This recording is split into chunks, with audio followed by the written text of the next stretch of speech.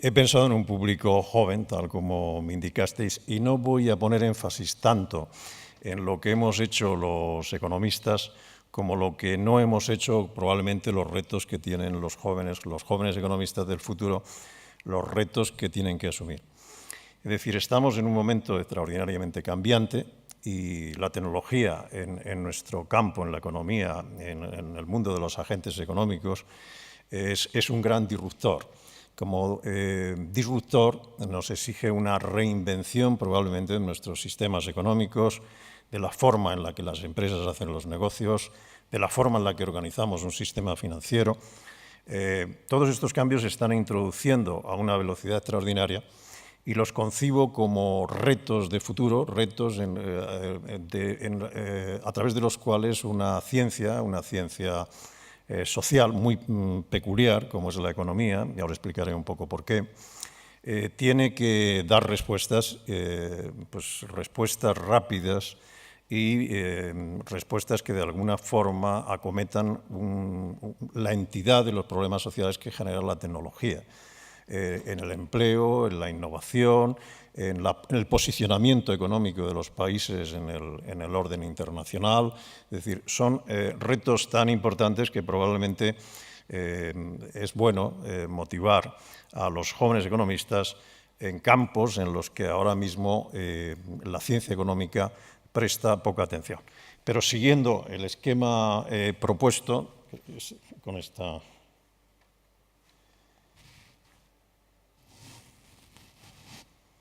¿De qué va la economía? Siguiendo el esquema propuesto, esta es la primera respuesta que la primera pregunta que en principio tendríamos que formular. La economía históricamente ha partido de la necesidad de aprovechar una asignación de recursos.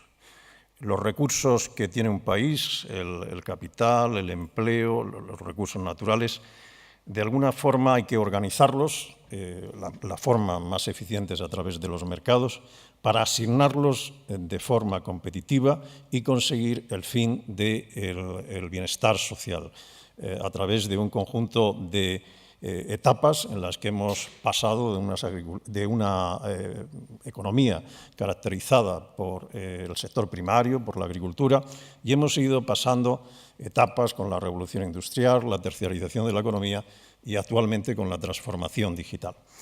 Pero explicado para los jóvenes un poco esa definición, ese propósito de la economía, que es la asignación de los recursos a través de los mercados, se ha quedado escasa en función de los retos que en sí mismos los economistas han ido estudiando. Es decir, ¿por qué se produce la riqueza de las naciones? El título del famoso libro que abre probablemente la ciencia económica con mayúsculas todavía es un misterio sin resolver. Y eso que los economistas hemos tendido a simplificar, a modelizar. La matemática ha sido una gran aliada de la economía a la hora de darle mayor rigor a una ciencia social, pero también ha tenido un coste importante al que me referiré también después. Fundamentalmente todavía hoy esa respuesta, cómo un país consigue su riqueza, genera riqueza, sigue siendo un aliciente de estudio extraordinario. En esa simplificación que hemos hecho a través de modelos matemáticos, hemos intentado cerrar las economías. De alguna forma, históricamente, las economías han sido cerradas a través de un proteccionismo que ha permitido ver cómo se asignaban los recursos en esa economía sin intercambio con el resto del mundo. Después las economías las hemos abierto, en definitiva, atendiendo a lo que ha atendido en los últimos años, el fenómeno de la globalización. Y entonces hemos visto cómo la división internacional del trabajo propiciaba que cada país, al menos en teoría, podía especializarse en aquello que podía producir mejor. Y en función de esa división del trabajo, que hubiera unas ganancias globales realmente significativas. Esto en parte se puede contrastar como cierto. Pues en parte sí. En parte realmente la globalización ha traído unos beneficios enormes a muchísimos países y a la humanidad. Pero también tiene muchas restricciones. En realidad, todavía los economistas intentaremos que explicar por qué los mercados fallan, por qué la asignación de recursos no es eficiente. Y ni tan siquiera los modelos matemáticos más sofisticados. De hecho, hay una corriente extraordinaria que empieza en Estados Unidos y es la introducción de los matemáticos en las facultades de economía, nos permite profundizar en los términos correctos. Todavía la economía se pregunta cuáles son los maridajes que necesita para poder ser interpretada como ciencia social. Es decir, la matemática ha sido un buen aporte para darle ese rigor, esa solidez, esa comprensión en la simplificación de los modelos, pero quizá hemos descuidado, y esto la concesión de los últimos premios Nobel de Economía es una llamada de atención hacia ello, que la economía necesita de otras hibridaciones importantes. Por lo que decía Emilio Lamo Espinosa, el comportamiento de la sociedad es cambiante. Cuando nosotros, en definitiva, decimos cómo funcionan los mercados, los agentes comprenden que nosotros hemos tomado conciencia y, por lo tanto, entonces cambian sus expectativas y cambian su comportamiento. Y esto en el mercado de inversiones, en el mercado de la bolsa, en el propio mercado de productos, de futuros, etcétera, tiene unas implicaciones extraordinarias a la hora de comprender cómo se produce o qué va a pasar, o anticipar o predecir, como una ciencia debe hacer, lo que va a suceder. Y decía que en la hibridación de la ciencia económica hemos descuidado probablemente, y esto es lo que han recordado los recientes premios Nobel con aportaciones realmente sustanciales, que la psicología puede ser un aporte muy importante en la economía, especialmente la forma en la que los empresarios ejercen sus inversiones, sus miedos, sus fobias, la forma en la que conciben una crisis probable a través de indicadores que probablemente son nuevos, nunca se han producido. Bueno, luego también haré alguna matización en esto. Otra esfera que hemos descuidado es la esfera de la regulación. En los últimos años los economistas nos hemos sentido cómodos dejando un poco al derecho, y en concreto los mercados financieros, y esto nos ha creado problemas en las interpretaciones y en la evolución de crisis que ya creíamos que habíamos superado. Bueno, pues la economía va efectivamente de interpretar por qué se produce la riqueza de las naciones, por qué hay un empleo, las economías tienden al pleno empleo o no, generan bolsas de paro realmente relevantes. Como he dicho, detrás de ella está la interpretación de las crisis económicas. De alguna forma también cómo se maximiza el bienestar social, y ahí entonces entra dentro de la economía el papel del Estado, el papel de la imposición, el papel de la redistribución de la riqueza, la posibilidad de que la economía sea un factor de cohesión social a través de esa redistribución que hacen los modernos Estados. Y he dejado para el final probablemente lo que todavía no sabemos hacer, y es interpretar qué papel distorsionador o disruptivo está teniendo la tecnología en esta transformación radical de la economía a la que estamos refiriendo. Esto ya sin duda, algunos de los clásicos de la economía, cuando hablaban de la destrucción creativa, del emprendimiento que está implícito en el capitalismo, dentro del pensamiento económico, que es brillante, eran aportaciones muy sustanciales y casi se han convertido en tópicas. Pero en esta etapa realmente este fenómeno de la tecnología actual nos sobrepasa en las expectativas porque estamos introduciendo cambios exponenciales en muchas de las vertientes donde se desarrolla una empresa, la actividad, o incluso dentro del sistema financiero o dentro del comportamiento de una economía en general. Las contribuciones históricas no voy a perder mucho tiempo, incluso las he mencionado. Yo creo que los economistas han logrado interpretar cómo se produce el crecimiento económico, cómo se puede maximizar el crecimiento económico, además con políticas económicas centradas en herramientas monetarias, en el control, viendo el comportamiento de los precios, en el control de la oferta monetaria y con la redistribución y las políticas impositivas y la elaboración del presupuesto. Y con ello se han conseguido altas cotas de desarrollo económico en muchísimos países y altas cotas de bienestar social. Y, como he dicho antes, la distribución de la riqueza y la cohesión social en los países más avanzados tiene mucho que ver también con los estudios de economía que han logrado que se rompieran los vaticinios de economistas como Carlos Marx, que predecían realmente el agotamiento del capitalismo en fases muy tempranas. Creo que el estudio de la economía ha permitido estirar la economía del mercado hasta límites insospechados, hacer la eficiencia de los mercados realmente un factor de la economía clave, intentando paliar los fallos de mercado. Y ahí es donde surge la construcción de la economía global. Pero como he dicho, no voy a hacer mucho énfasis en en los logros de los economistas, yo creo que son conocidos, en definitiva, es algo que sería poco fructífero para los jóvenes que tienen que estudiar economía, porque donde está realmente la importancia está aquí. Todavía seguimos teniendo problemas para predecir las crisis económicas. La última crisis económica nos ha situado en una posición de descuido absoluto. Teníamos parametrizada lo que era una crisis como la del 29 u otras crisis históricas. E incluso había políticas económicas preparadas para poder hacer frente a una crisis que estuviera basada en un problema de liquidez, un problema de determinados fallos de mercado, de debilidad de la demanda. Es decir, le dimos la vuelta a aquello de que cada oferta genera la ley de Say, cada oferta genera su propia demanda, y Keynes vino a decir, bueno, preparemos alguna batería de gasto, de activación de la demanda, en función de que no se vuelva a repetir la crisis del 29. Pero todavía hoy los economistas tenemos problemas para explicar cómo se ha producido la crisis más reciente y que todavía en algunos países padecen, el sistema incluso se puede resentir en algunos aspectos muy conocidos de todos y en los que no voy a entrar en detalle. En función de esto empieza a haber algunas variables o algún agotamiento del sistema capitalista, en función de los grandes desajustes que empiezan a verse en el empleo.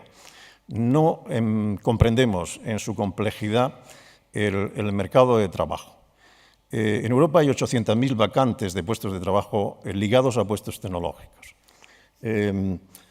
Faltan personas cualificadas en muchos de los campos unidos a la computación. Sin embargo, tenemos excedente y tenemos algunos problemas serios de empleabilidad en los jóvenes universitarios, en muchos jóvenes que salen de nuestras titulaciones. En definitiva, hay un desajuste importante producido por la tecnología, producido por una innovación a unos ritmos y a una velocidad que nunca se había producido. Y los economistas probablemente no estamos dando respuestas satisfactorias a esto. Las respuestas convencionales son los ajustes, siempre miramos a los precios, en este caso los salarios, que son el precio del factor trabajo, pues no, o la regulación, la propia regulación, no nos está llevando a soluciones eficientes, soluciones operativas, para dar respuesta a las situaciones de creciente complejidad, la vulnerabilidad que tienen hoy los jóvenes o los problemas que tienen que encontrar trabajo y pese a la preparación que tienen, la escasa remuneración que reciben o el hecho de que se tengan que reinventar permanentemente a efectos de poder ser productivos a la empresa actual. Desde esta perspectiva, vemos que la globalización actual empieza a generar brechas. Estamos hablando no solo de las brechas históricas de continentes que no han conseguido el desarrollo, sino que la brecha digital está dándole la vuelta a todo. Paradójicamente, países como Kenia o la India están resolviendo mejor que nadie la banca del futuro, la banca online. Porque no han tenido banca, no han tenido oficinas, se desarrollan la banca en un móvil.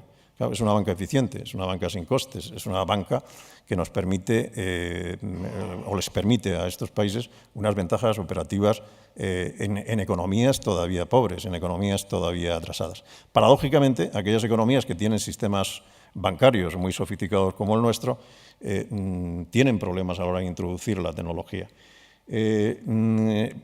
Paradójicamente, un nivel de desarrollo como el que tiene Europa se convierte en una restricción a la hora de conseguir la introducción de la innovación tecnológica que permite un mayor progreso.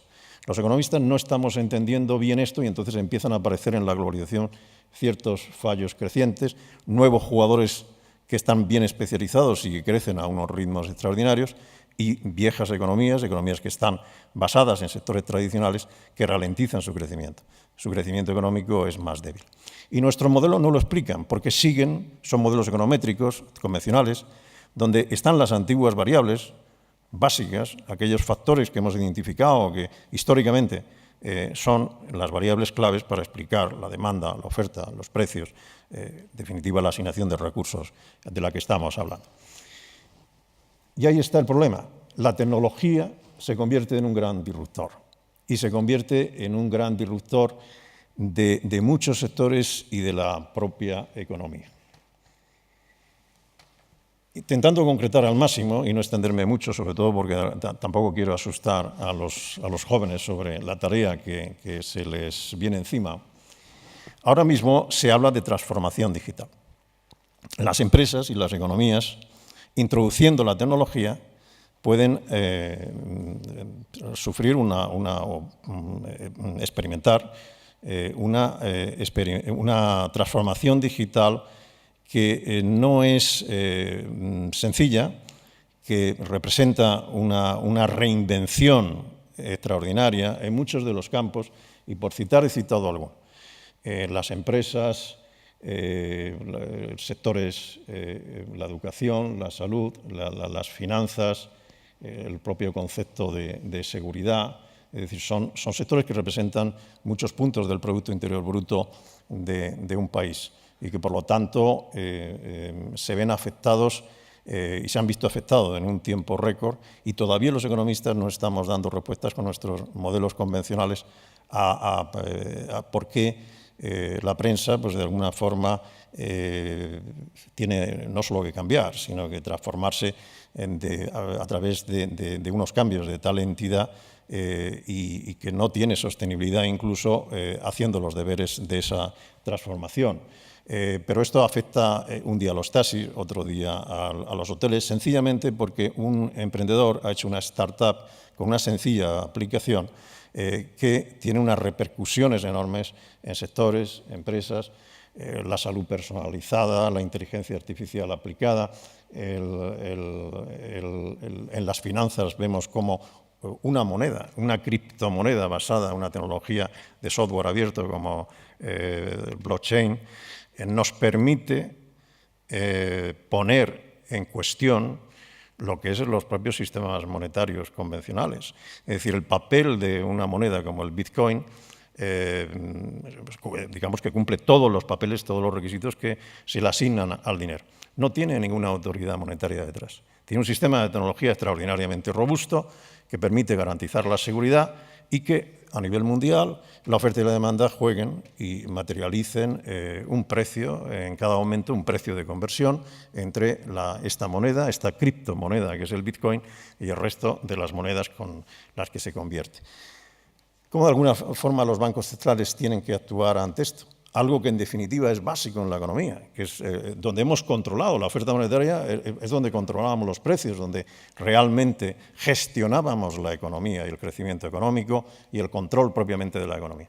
Y ahora mismo los bancos centrales se encuentran que a medio plazo pueden ser que las criptomonedas sustituyan lo que es el dinero convencional del que hemos estado hablando durante muchísimos años en los manuales, y hemos estado haciendo numerosísimos modelos para generar la política monetaria, etcétera, etcétera.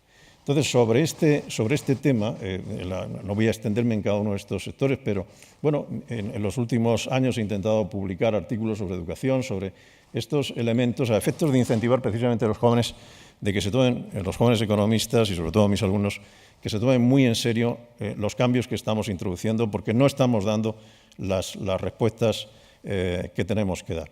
La inteligencia artificial y los datos. Bueno, actualmente, a través de las metodologías que anteriormente se han hablado, desde Machine Learning, Deep Learning y el Big Data, han dejado nuestra econometría pues, en precario. Nuestra econometría, que en definitiva eran modelos basados en ciencias sociales, con datos limitados, con residuos importantes, que de alguna forma muchas veces explicaban más de lo que las propias variables y nos daban pistas de lo que no explicábamos, pues por dónde podían venir los tiros. Nos encontramos ahora que en ciencias sociales y específicamente en economía, el Big Data y la aplicación de la inteligencia artificial al Big Data nos muestra un potencial de explicación realmente extraordinario que los economistas pues, todavía tenemos que asimilar. Y de ahí se derivan muchísimas implicaciones para la economía. La formación, el talento, el nuevo concepto de empleo, la propia robótica o la inteligencia artificial exige una enorme redefinición de los empleos e incluso el concepto de renta básica a la hora de introducirla en la economía. O sea, en definitiva, la economía, a través de esto, sí que va a tener que tomarse en serio una muy seria hibridación disciplinar. es una tarea que los economistas solos no vamos a poder acometer. Es decir, los grandes cambios que se están introduciendo en nuestros sistemas económicos, cambios muy serios, que pueden dejar además a un país en una situación de desventaja a corto plazo, exigen que nos tomemos muy en serio esto. Pongo siempre el ejemplo a mis alumnos de Zara, una gran empresa española que después de muchísimo tiempo ha conseguido conquistar muchos mercados de una innovación extraordinaria en un sector que además es un sector maduro, como es el sector textil. Sin embargo, ahora se enfrenta a una empresa como Amazon que lleva muchos años investigando en el Big Data de los usuarios, la inteligencia artificial aplicada a ese Big Data, y ahora está en condiciones de comprender en cada día del año cada consumidor de cada ciudad, de un determinado estrato de edad, lo que quiere consumir y probablemente incluso ni sabe que quiere consumir. Mientras tanto, una empresa convencional española utiliza métodos mucho menos comprensivos porque no ha tenido acceso a ese Big Data. Es decir, en realidad, en este sentido, Europa no comprende la economía digital en los mismos términos que lo ha comprendido Asia y Estados Unidos. En Estados Unidos y en Asia hay un gran conjunto de startups y la regulación llega tarde, con lo cual permite a esas startups, fuera, digamos, de pesadas regulaciones, experimentar, desarrollarse, y se han creado grandes gigantes tecnológicos. Si vemos un mapa de gigantes tecnológicos, vemos que Europa prácticamente no existe. Vemos Estados Unidos bien dibujado, vemos China muy bien dibujado, e incluso Asia, algunos países como India, se ven con grandes unicornios, representan los unicornios, aquellas empresas que tienen un valor en el mercado de más de 1.000 millones de dólares. Sin embargo, Europa prácticamente está desdibujada, apenas existen empresas. Y sin embargo, en Europa tenemos las leyes más avanzadas de economía digital. Tenemos leyes sobre privacidad, tenemos leyes sobre propiedad intelectual, leyes que pesan como una losa. No podemos utilizar los datos médicos porque hay una legislación severísima sobre privacidad. Sin embargo, la anonimización en Estados Unidos pues, ha conseguido respuestas como, por ejemplo, en el tema de la interpretación de imágenes, antes se ha dicho, la identificación para cáncer de piel, pero en China, pues, por ejemplo, se estudian muchísimos historiales médicos y, por lo tanto, aplicaciones de técnicas como Machine Learning o Deep Learning, antes citadas, pueden llevar a ser auténticos robot advisors para ejercer una medicina muchísimo más avanzada. Entonces, aquí nos estamos jugando el gran partido de la economía digital. Si los economistas ofrecíamos recetas válidas para pasar una economía agrícola a una economía industrial y de una economía industrial a una economía terciarizada, ahora probablemente el cambio es tan rápido y los científicos hemos reaccionado lentamente para ver cómo se produce el cambio desde una economía terciarizada a una economía digital. La economía digital es compleja, es descentralizada. Hay alguien que ha propuesto un concepto de dinero diferente o que a través de una aplicación se puedan ejercer los pagos de forma sencilla y rápida. Y esto pone en jaque a los grandes bancos, a la prensa, a los taxistas, a los hoteles, Airbnb. Estamos renovando y de alguna forma reinventando la economía. Pues bueno, ese es el reto que tienen los jóvenes. Realmente los economistas hemos hecho muchas contribuciones muy válidas y yo creo muy enormes contribuciones a la comprensión y a la mejora de la sociedad, pero tenemos un serio problema y necesitamos ayuda y mucha hibridación de otras disciplinas, de la computación, de otras ciencias sociales, para poder interpretar y poder recomendar aquello que un país necesitará en los próximos años. Muchas gracias.